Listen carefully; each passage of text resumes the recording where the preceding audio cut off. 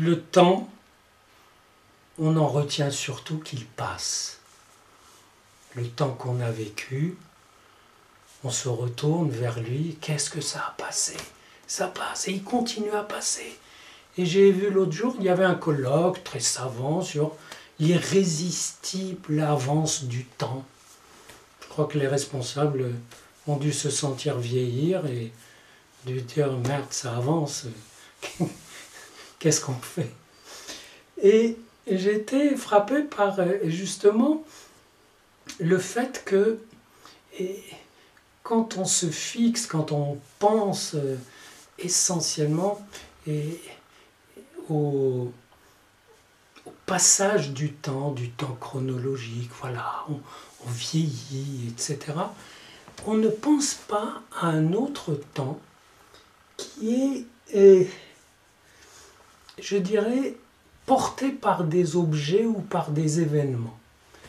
Et j'ai trouvé par hasard, suite à ce colloque, un de mes livres qui est paru en 78, qui s'appelle « L'autre incastrable, psychanalyse et écriture ». Voilà.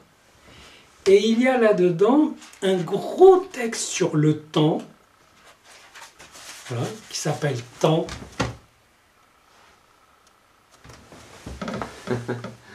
Voilà. Et que j'ai écrit en voyant la naissance d'un enfant, la première fois que j'ai assisté à une naissance. Et j'ai senti que ce qui se passait là, cet événement, c'était comme un envol du temps, d'un autre temps. Vous voyez, c'était pas le temps qu'il y avait le temps de l'horloge, le temps qui passait, etc. Mais que là, il y avait un objet, ce corps d'enfant qui d'ailleurs se dépliait comme un oiseau et qui visiblement était porteur du temps qu'il allait lui vivre, de sa façon de se brancher sur le temps, de sa façon de créer une nouvelle dimension de la vie. Vous voyez, et puis après, dans ce texte, je m'explique avec les grands philosophes, Aristote, Heidegger, etc., sur le temps.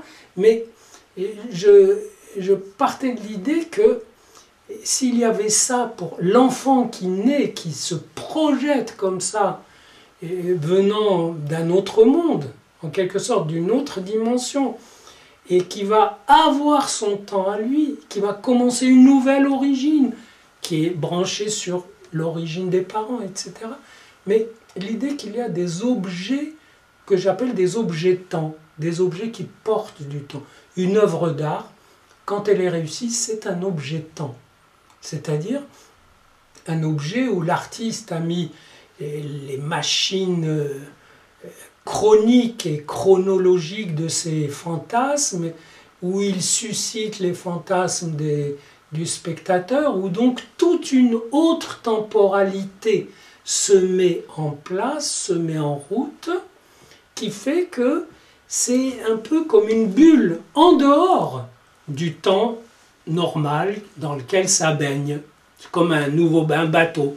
Donc je me suis mis à penser, le temps normal, chronologique, c'est comme l'océan, et puis il y a des bateaux, des flottilles, des objets bizarres, des objets volants aussi, des objets inspirés, des objets chargés de vie, des objets porteurs de temps. Mais du coup, ça rejoint l'expérience du psychanalyste, enfin du psychanalyste pas trop borné par ces dogmes, c'est que le transfert, c'est un événement, c'est un objet temps, c'est un objet porteur de temps. Parce que le transfert, c'est que quelqu'un vous parle, et en vous parlant, il projette sur vous toute une histoire qui n'est pas la vôtre, et qui n'est même pas la sienne aujourd'hui, qui a été la sienne et dont il est inconscient.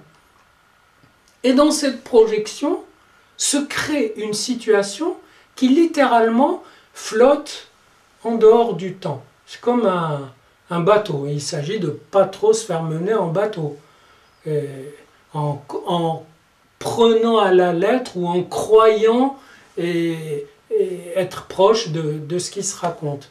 Autrement dit, alors que c'est une invitation à faire ce transfert, c'est une invitation à faire quelque chose qui transcende, qui traverse la situation et qui, dans les bons cas, arriverait à la symboliser, donc à délivrer le patient, et d'ailleurs l'analyste aussi, de la capture dans cette boule de temps autre, cette boule de l'autre temps qui vient de faire irruption sur la scène.